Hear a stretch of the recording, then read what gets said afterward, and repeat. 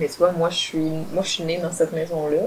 OK. J'ai grandi là. Mon père, lui, a grandi dans la maison à côté qui a passé au feu en 1992. Fait qu'en 92, la maison de quand il était petit, elle a passé au feu puis ils ont construit celle-là.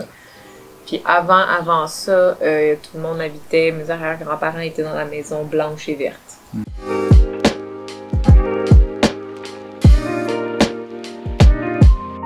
Comme moi, quand j'étais petite, dans ma semaine de relâche, ben, je la passais dans les serres avec ma famille. Puis ma grand-mère, ben, elle me montrait comment planter des petites plantes pour m'amuser. Puis, tu sais, je veux pas, ben, depuis que je suis petite, tu sais, je suis capable de planter des plantes. Pour moi, faire mourir une plante, là, je comprends pas comment que le monde y font.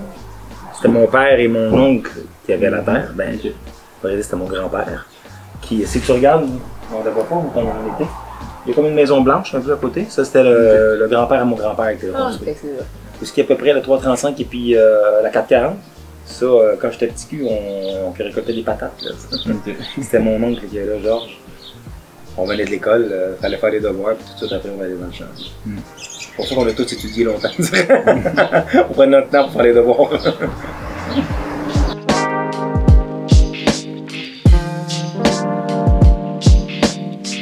Quand j'étais plus jeune, écoute, on travaillait jamais le dimanche. Jamais.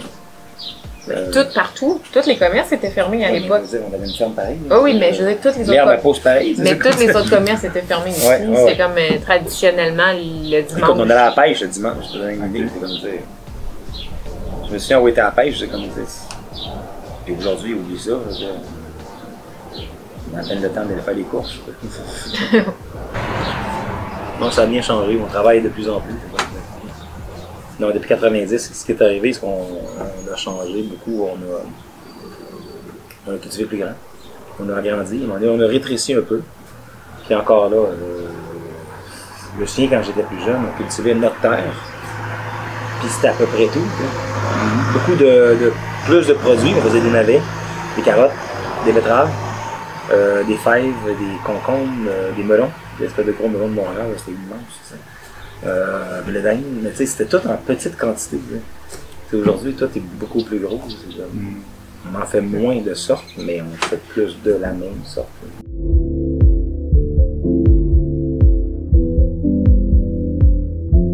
Anciennement, les gens mangeaient ce qu'il y avait de produits locaux, puis c'était ça. Tu mangeais pas dans le temps de nos grands-parents, ils mangeaient des fraises au mois de décembre. Non. Clairement pas.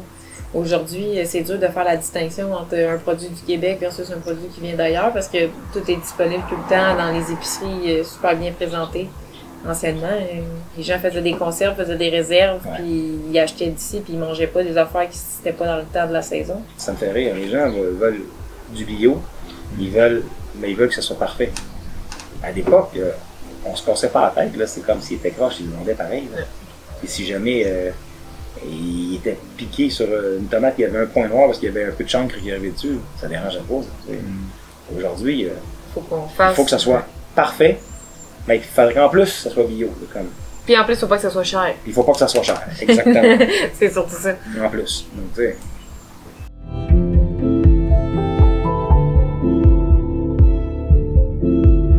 Écoute, je me souviens quand j'étais plus jeune, on vivait beaucoup plus facilement l'agriculture.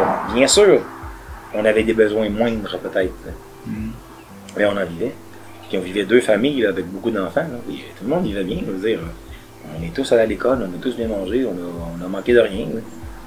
Aujourd'hui, vivre deux familles sur une ferme, c'est mieux de la rentabiliser pas à peu près, parce que les coûts de main-d'œuvre coûtent une fortune.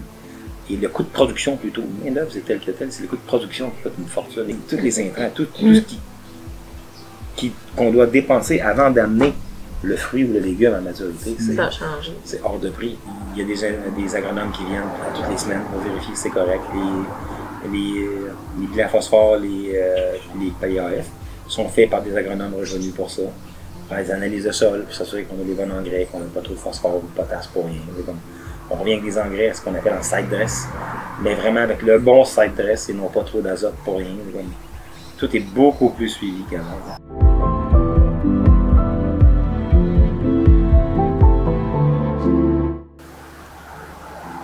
Mes parents, quand moi j'ai pris la relève, ils m'ont encouragé, c'est comme, pas de problème, c'est comme, Puis, à l'époque, je voyais qu'on pouvait gagner notre vie avec ça.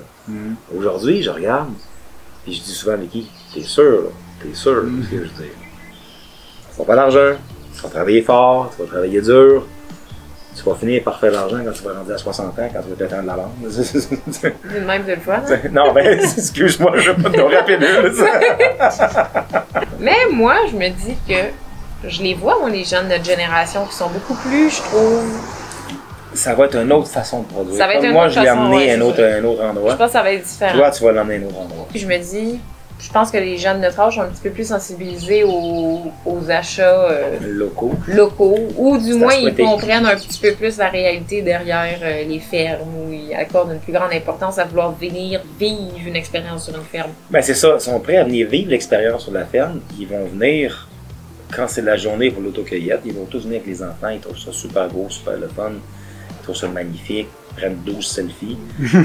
42 photos pour la Hashtag grand-mère. fraise, c'est ça. hashtag ferme, hashtag... Mais par contre, tu ne vas presque pas venir acheter au kiosque. Ceux qui vont acheter au kiosque, c'est encore des personnes Ouais, âgées. c'est encore des personnes plus âgées. C'est ça. Parce que les gens de notre génération sont Ils n'ont tellement plus de temps. trop occupés. Ils n'ont plus de temps, ils plantent plus de fleurs, ils plantent plus de... Ils achètent tout déjà tout fait, déjà tout Tout préparé. préalé, tout lavé, tout préparé.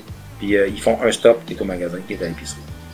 Fait que ça, c'est la différence. Mais moi, je garde espoir. Dans le lumière au bout du tunnel. Parce qu'on va le souhaiter. Je vais te dire ça dans une couple d'années. Ça, là, C'est ça. si finalement il y a eu de la lumière ou c'était il n'y en avait pas.